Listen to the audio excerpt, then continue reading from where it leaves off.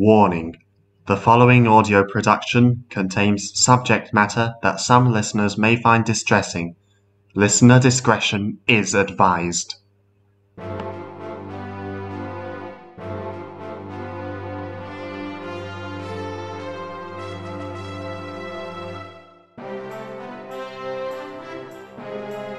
The Devil's Mounds. Written and read by TARDIS9. Based on the Railway series by the Reverend Wilbert Awdry, and Thomas and Friends by Britt Allcroft and David Mitten, and inspired by the ghost stories of M.R. James.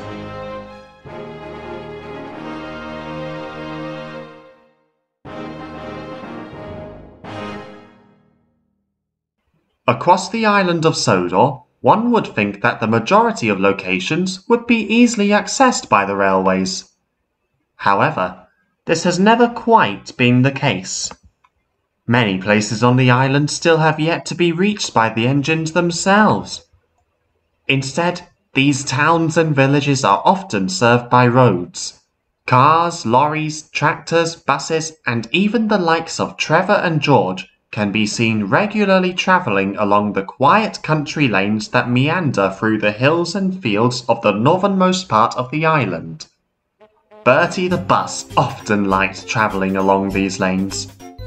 Before he was sold to the Knapford Road Museum, he would travel along these roads, enjoying the peace and quiet of the countryside compared to the hustle and bustle of city life.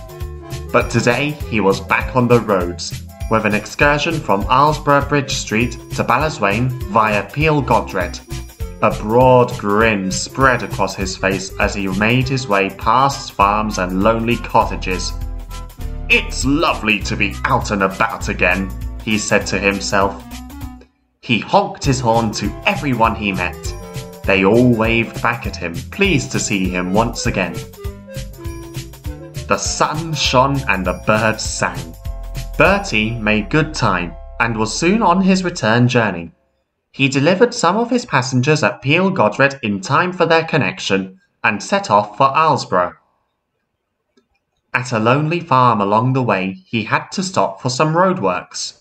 He looked over and saw two farm vehicles. One was a light grey tractor he had never seen before. However, he guessed this must be Tammi, the new tractor he had heard about from Terence. The other he recognised as his old friend Trevor the traction engine. Trevor and Tammi were working together in a field. Trevor was hauling a threshing machine, while Tammi chugged slowly alongside, catching the corn seeds in her trailer. The look on her face clearly stated she wasn't too keen on going slowly. "Can't we go a bit faster, Trevor?" she complained. "No can do, Tammi," he replied. "The grain's got to be threshed just right. Any faster, and we'd lose too many seeds. Besides, you know what happened the last time you rushed your work." Tammi groaned, but decided it was best not to protest any further. Bertie honked his horn at them. "Hi, Trevor," he greeted as they drew near to him. "Training the young ones, I see." "Good to see you too, Bertie," Trevor said. "Museum life not good enough for you, is it?" The two old friends laughed like anything at this. "What brings you up this way?" Bertie asked. "I and young Tammi here were borrowed to help with the grain harvest while the farmers' tractors are busy with delivering wool to the small railway engines," Trevor explained. "What about you?" "I've just been doing an excursion to Ballaswain and back," Bertie stated. "It's been marvellous travelling along these old roads again, but..." He shuddered violently. "Oh, I also had to stop at Gob-Y-Deighan on the way up. One of my passengers wanted to go for a walk there. Best of luck to him. I was glad to get away from there myself. I'd rather not stay there long." Bertie finished, a worried look on his face. "I understand," Trevor said gravely. "Why?" asked Tammi. "Whatever's the matter with the place? It looked fine to me when I passed it." "It's not so much the place itself," said Bertie. "It's a bit more something that happened there. I'll tell you about it, but I must be off," he said as he saw the lights ahead of him change to green. "I'm sure Trevor will explain it to you, though. Goodbye." And he tore away as fast as he could. Trevor and Tammi said nothing else for the rest of the day as they went about their work. When night came and the two were cooling off in the barn, Tammi finally spoke up. "Trevor," she asked, "why is Bertie afraid of that place?" Trevor knew exactly what she was talking about. He gave a heavy sigh. "Something happened a long time ago there. Gob-Y-Deighan is subject for Devil's Mouth. It's not as if it's a particularly terrifying place, but there's a lot of superstition surrounding 4 humps at the bottom of it." "What 4 humps?" Tammi asked. "The 4 humps just behind the mountain. They run by a stream, you see. Years ago, a terrible thing happened there involving 4 teenagers." "Who were they?" "Oh, you may know 2 of them. One was the Fat Controller, though back then he was called by his first name, Stephen. The other was his sister Bridget." "Oh yes," Tammi exclaimed. "Toby told me about them, but who were the other 2? "One was a young girl called Rebecca Dorothy Brown. The other was a boy. His name was Harry Arnoldson."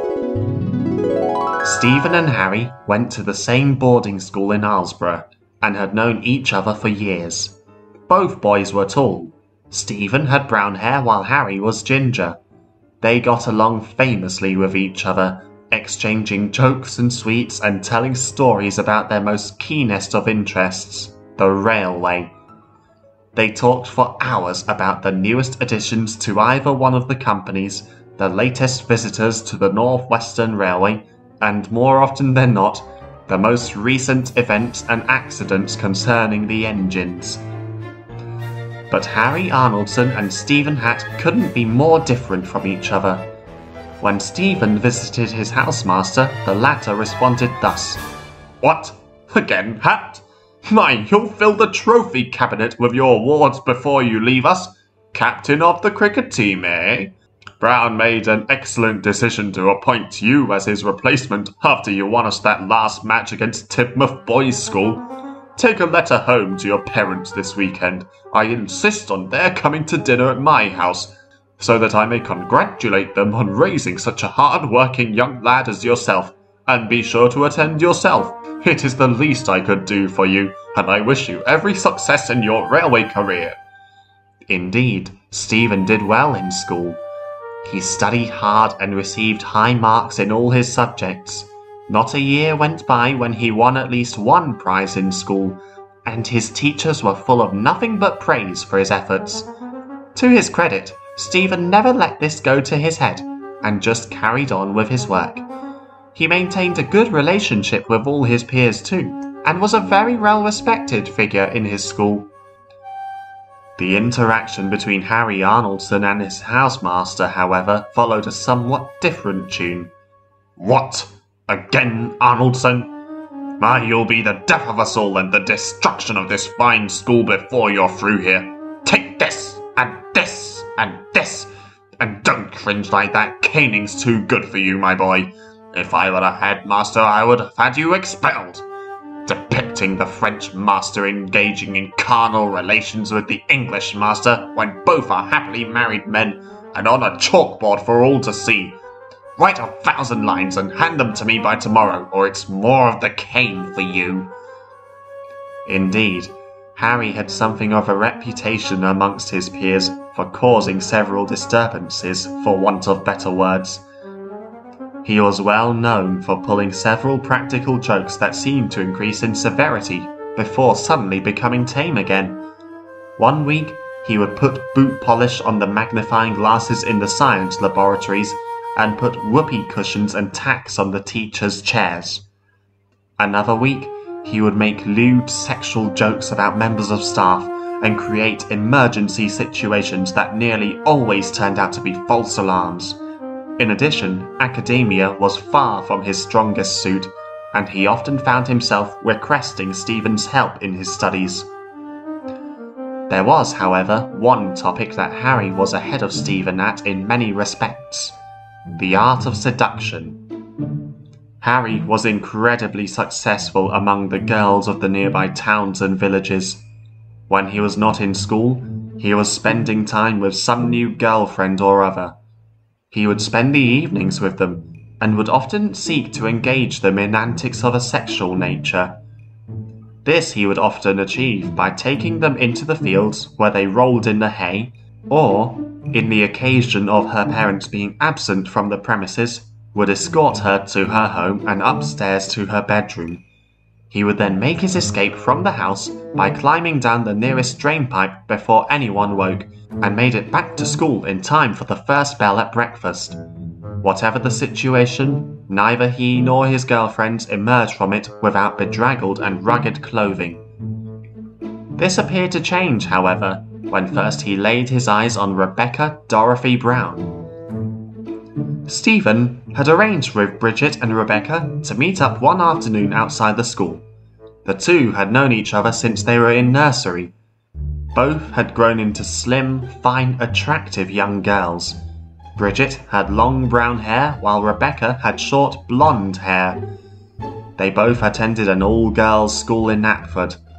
While Rebecca performed well in school, Bridget was relatively unremarkable in her studies, though far from the poorest performer of her class. Yet while Bridget preferred to remain in a position of relative safety, Rebecca was more willing to take risks, such as walking close to the edges of cliffs and often travelling at high speeds on her bicycle. It was perhaps this quality that endeared her to Harry and he to her.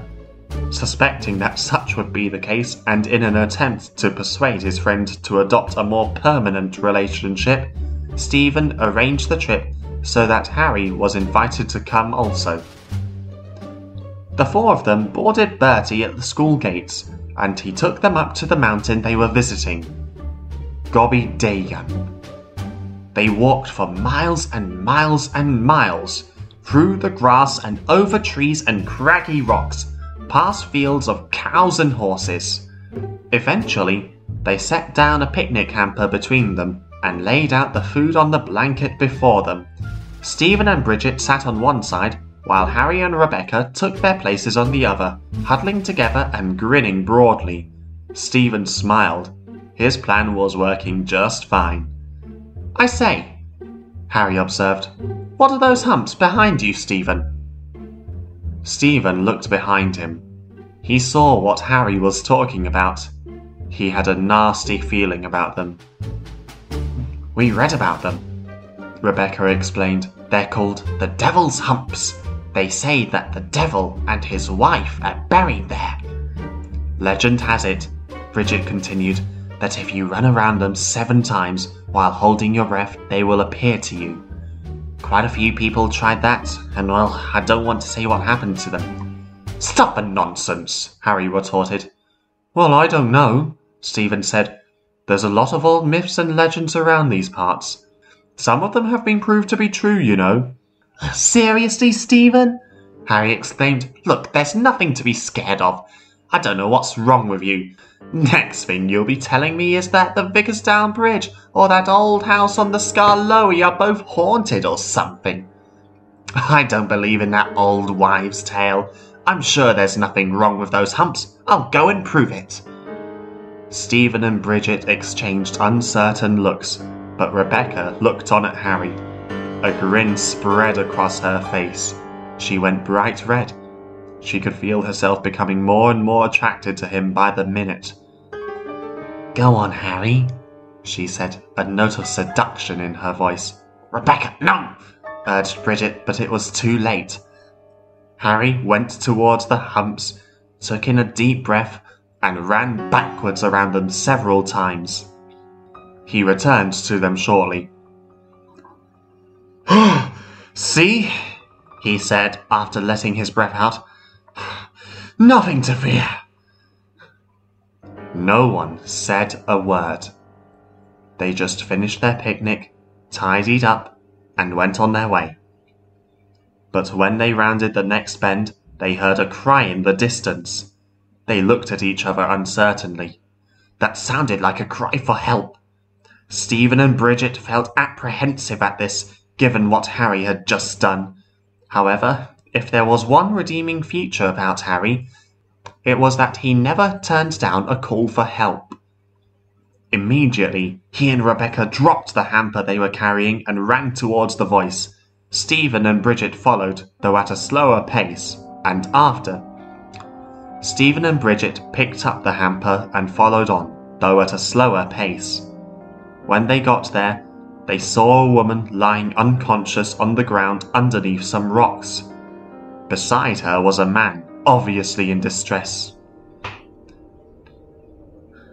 "We were going for a walk when she slipped and hit her head on the rocks," he told them.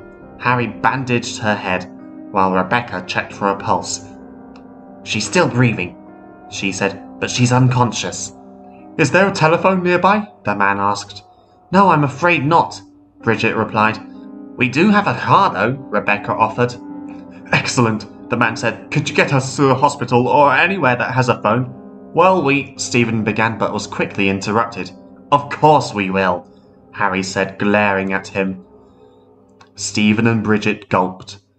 On the one hand, there was something very off about this couple, especially how they had appeared right after Harry had run around the Humps.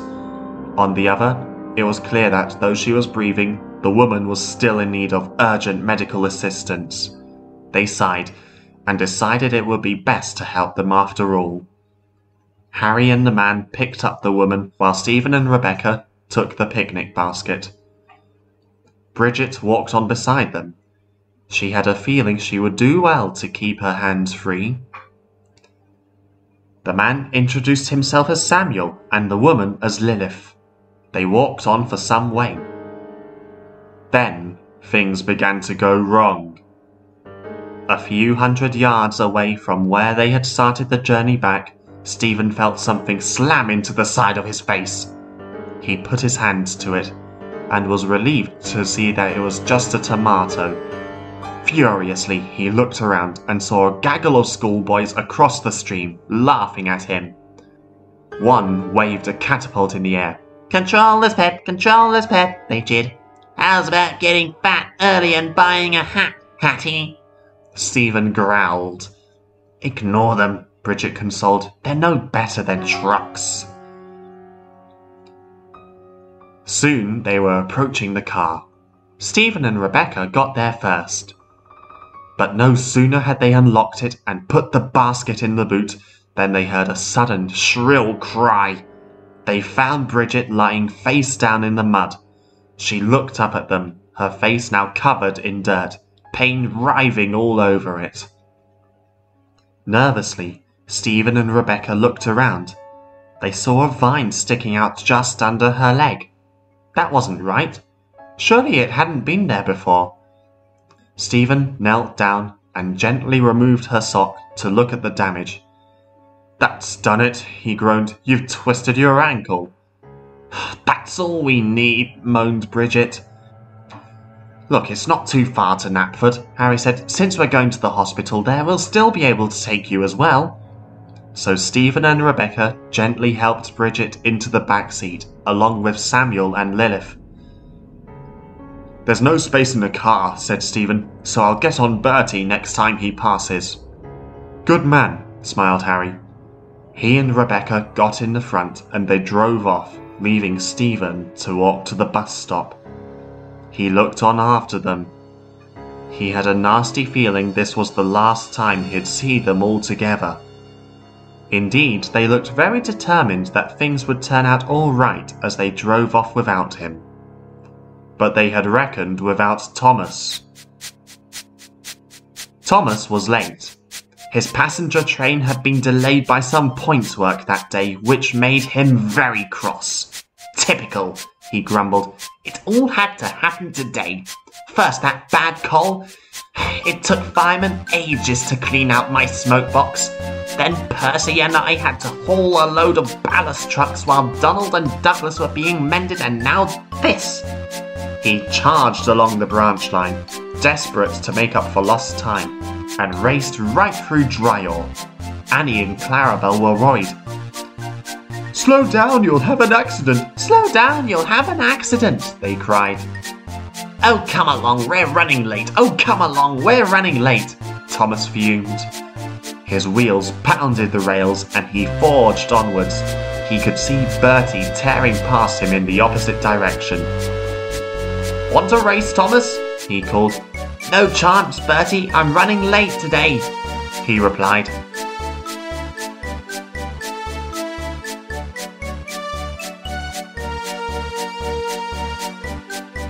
He carried onwards as fast as he could.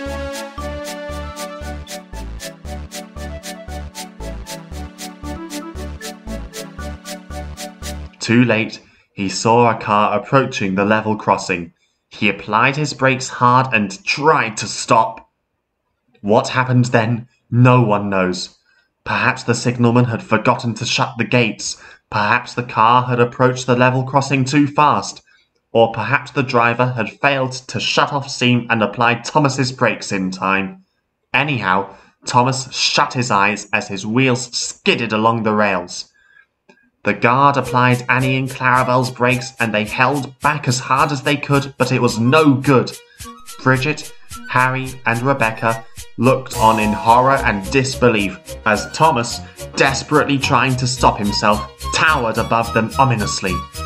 They braced themselves for impact. With a resounding crash, Thomas struck the car and pushed it right out of his way. When he stopped, he gently opened his eyes and felt a sharp pain from his buffers. They were dented. But he was more concerned about the car's passengers. His crew jumped down and looked at the damage. The car's front was almost completely destroyed. Slowly, Harry opened his eyes in turn. He looked all about him. Bridget and Samuel were unharmed, as was he, and Lilith had not changed, but now Rebecca was unconscious too. Immediately, he got out of the car and explained the problem to the crew. They ran back to the nearest signal box, placing detonators along the line to protect their train. Soon, the wailing sound of an ambulance could be heard. Rebecca and Lilith were loaded aboard the ambulances, and Samuel opted to accompany them to the hospital. Sir Charles Topham Hatt, then the Fat Controller of the railway, came to collect Bridget and drive her to the hospital himself, since no other ambulances could be spared at the time. He spoke kindly to everyone, reassuring Thomas that the accident was not his fault, and commending Harry on his decision to help Samuel and Lilith.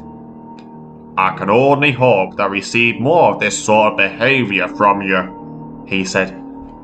"Thank you, sir," Harry replied.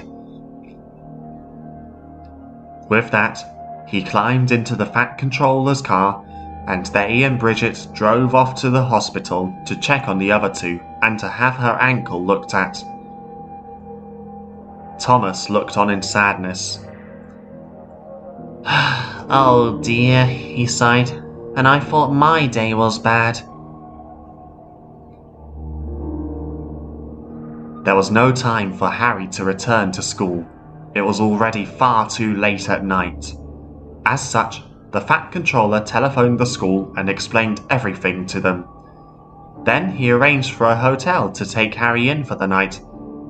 "I wish there was more I could do for you, in recognition of your selfless actions today," he said, "but there's no more room for you at my house, and it's too late for you to return to your family on the mainland." "Sir, you've done more than I could ask for. Thank you," Harry said. The two of them parted as Harry walked to the hotel. He checked himself in and made his way to his room. A few hours later, he heard a knock at the door. He opened it. He gasped. It was Rebecca. "I just wanted to say thank you," she said. "It was so wonderful of you, what you did for us all back there." But I... Harry began. He was puzzled. How exactly did she manage to recover so quickly? Oh, the doctors were practically magicians, Rebecca answered. All it took was a few smelling salts and I was back. They discharged me almost instantly. Stephen and Bridget's father told me about you and I telephoned him. He said you were staying here, so I snuck in, though I never told anyone. And I'd appreciate it if you didn't either. This last bit she said with a disarming smile and a kiss on his cheek. I won't, blushed Harry. He felt himself becoming more and more attracted to her by the second. It was clear Rebecca felt the same way. She leaned in further and kissed him full on the lips. Harry couldn't stand it any longer. He took her inside and undressed her as she did so to him. Then he laid her down on the bed and began to feel the sweet sensation of her virgin flesh against his own as their bodies became one. Harry sighed in satisfaction as the temperature inside him arose. Or was it inside him? He felt himself sweating more and more profusely. He opened his eyes and discovered that the whole room was on fire. He tried to get up to push Rebecca off of him, but he couldn't. Rebecca pinned him down, while some invisible force bound his arms and legs in chains. She laughed, all sensuality gone from her looks. Her body changed right in front of his very eyes. 1 minute she was Rebecca, the next she turned into Lilith. Or was it Lilith? A pair of horns arose from her head. "What do you think, darling?" she asked. "Will he do?" Harry looked around wildly. Now he was frightened out of his wits. Desperately he struggled, trying to break out of his chains. "Yes," came a familiar voice. Harry looked around. He saw Samuel standing in the doorway, moving closer to him. "Samuel!" Harry begged. "Samuel, please help me!"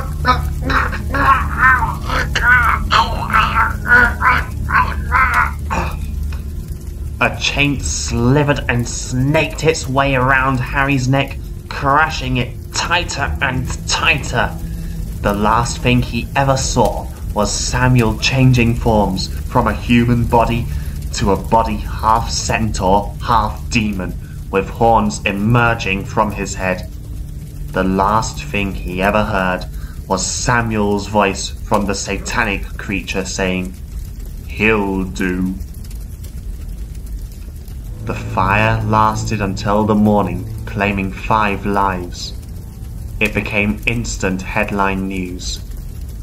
But what caused the most concern was the presence of a charred body in a single hotel room. It wasn't the fact that this was the first of the bodies to be found. It was the fact that the neck had been crushed to the point that the coroners were certain that the cause of death had been from strangulation. The Fat Controller had reported that Rebecca had telephoned him just before the fire was said to have started, but was told that Rebecca was still lying unconscious in the hospital. It was 2 days before she would awake, and a whole week before she found out what had happened.